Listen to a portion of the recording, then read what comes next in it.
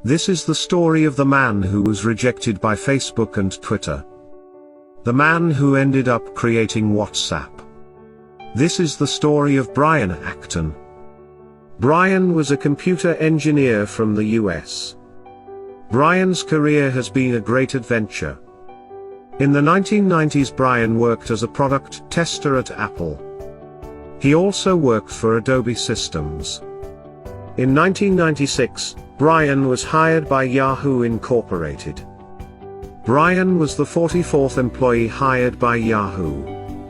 In 2007, he decided to quit Yahoo to progress further in his career. Later, Brian was looking for a job. Despite a dozen years of experience at Yahoo and Apple, he got turned down by two of the internet's biggest companies at that time. First, Facebook rejected him in August 2009. Then Twitter said no to Brian. Brian failed to find a job at another big-name company. But he didn't lose his hopes. He stopped trying to get a new job. Instead, he focused on his own startup. Brian teamed up with his old colleague from Yahoo named Jan Koum. The two ended up building WhatsApp.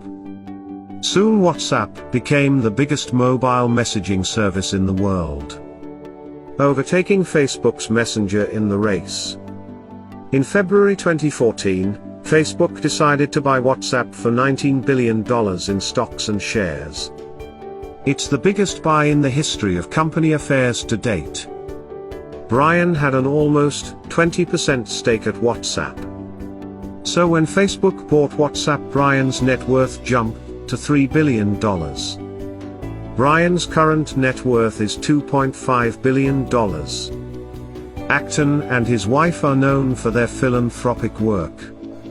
The couple has donated over $1 billion in charities. Brian Acton is now 836th in World's Billionaires list by Forbes.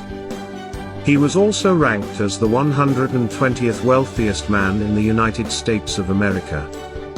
But imagine if he had given up after his rejection by Facebook and Twitter.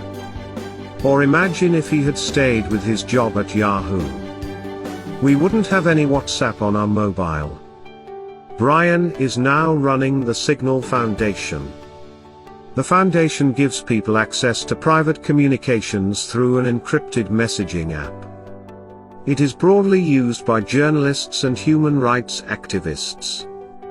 Brian's story teaches us an important lesson. You never know what is coming to your life next.